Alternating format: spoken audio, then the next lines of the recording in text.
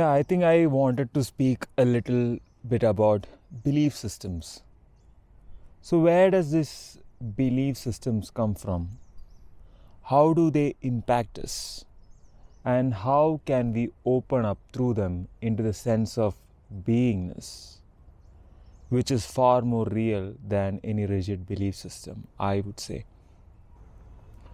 So, in my experience, belief systems are not inherent in our being. They are learned from the environment and they are often fear based. They help us to function in this society, in this world in a particular way. But if we are self aware, at some point we would know that these belief systems can be rigid and quite limiting. For example, one of the belief systems I recently came across was somebody said to me, I can't sing, or I can't paint, or express this particular way. But then I immediately asked, says who? Where did you get that information from? If you have a voice, you can sing. If you have a hand and you have some paints or colors with you, you can paint. It is probably coming from an assumption that if I sing, it should sound this way. Maybe like the singers of Bollywood, or some bands, or the famous singers, or some famous artist, and I should be that way. This is a sort of perfectionism. But if I can let go of this sense of perfectionism and allow myself to express in any way possible and doesn't judge myself, then that leads to liberation and freedom. Then we don't need to sound this way or that way, and as long as I can express and that is sounding good for me, then that is good enough. Or the another belief system which is very common, is that I need resources to sustain myself, to express a particular way. And then from this belief system, which is very much ingrained in our society from childhood and from the schooling systems, is that we do things so that we would get resources. We chase resources in a way.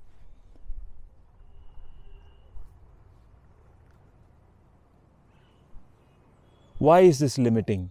Because it puts us in a box of expectation of other people. Expectation to behave a certain way. And then we cannot express authentically.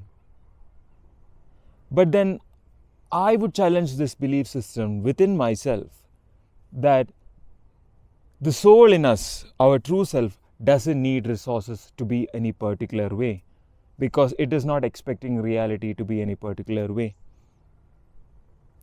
But then if we express into the world from a place of beingness, then resources can and will crystallize around that sense of beingness. But if I am relying on an external support system, whether it is a job or a partner or parents, in a way that is sustaining me in a way, then I would never find out this beautiful law of nature, that if I express, it would come up, it come back in one way or the another. Wow. I would say one more belief system that I came across recently, which I challenged within myself, is that if I express a particular way, and then if it is challenging for other people, or if it is inconvenient for certain people, then I shouldn't do that. But then a friend of mine who comes from another culture, she challenged this by saying, okay, let's reverse this belief system. What if I say, if you express this particular way, and if it is inconvenient, or if makes if it makes other person uncomfortable, that is also giving the other person an opportunity to set boundary. In a way, I am helping that person. You see, so then this can break open the rigid belief systems we find ourselves in. So I think meeting different people who have different belief systems, being in different cultures, can open up the mind in a way that allows us to be fluid rather than rigid.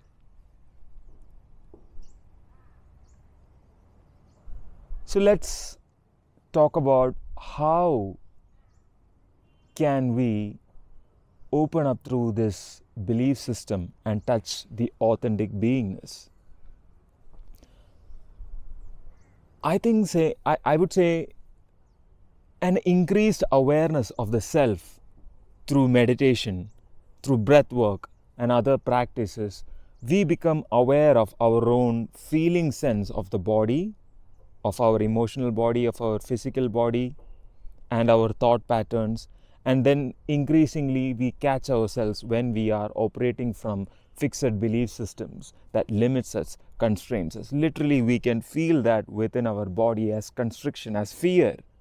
For example, the mind, confusion, perfectionism can be felt as constrictions around the solar plexus, for instance. In that moment, I have an opportunity to detach from the mind by going inwards, know myself as that which is beyond the mind, because mind is just an instrument. It is a function we have. We are not the mind. And by going internally and looking at this constriction and breathing into it, opening it up, softening up through meditation, what happens is that when we let go of this constriction, when we open it up like the knots, then something else emerges, which is a sense of beingness, which can be compassion, which can be warrior willpower. I am standing in my ground and I am expressing this way. There is no right or wrong to that. It is not based on a logical reasoning of right and wrong, but it is based on a sense of rightness. I feel to be this way and I express this way. And this has much more impact in the world. We are literally shaping the world with this sense of beingness. And that is magical.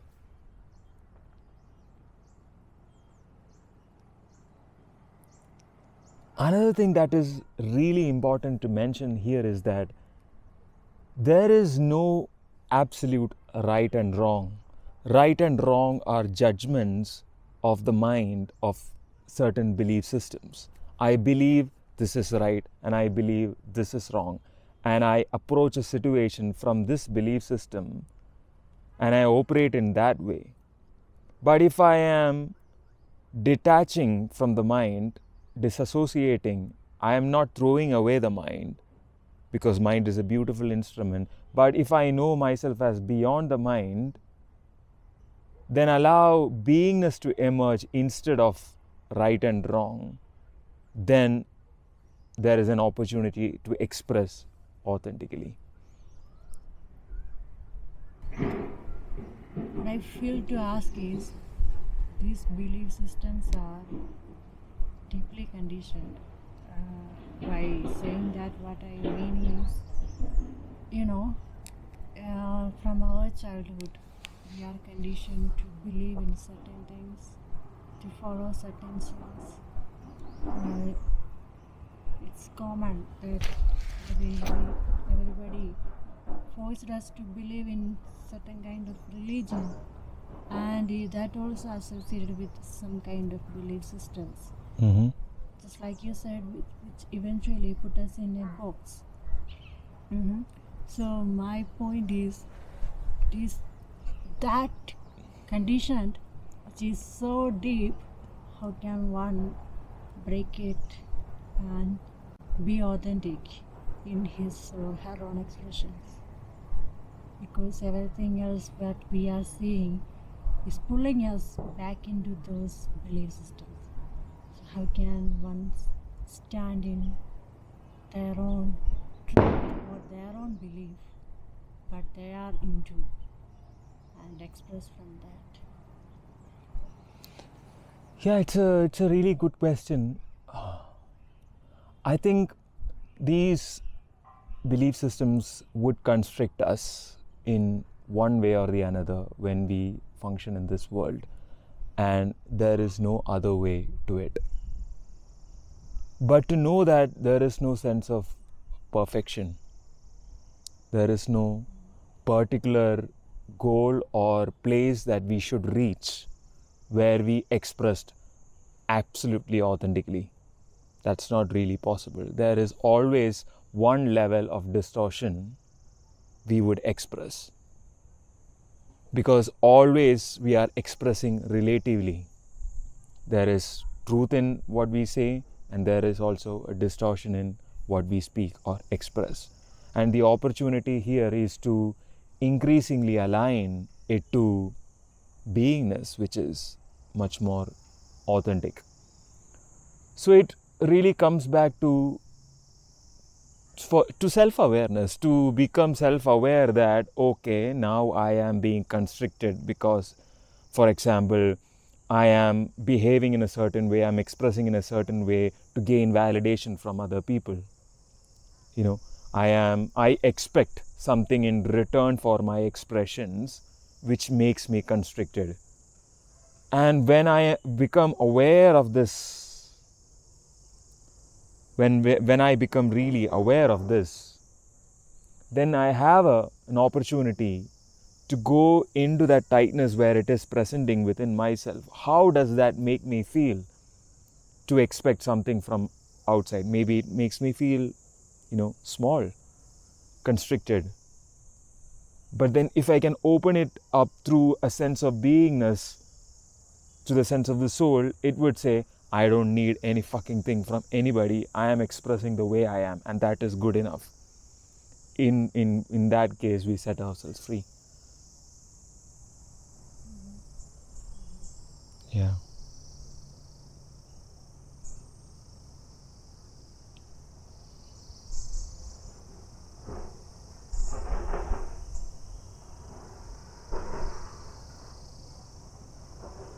Yeah, that makes sense. But if we see someone or somebody else's life, which is some of these aspects of their life is so much inspirational for us, there is a chance to go with their belief systems, because I feel so much inspired from this man's story or woman's story, whatever it is.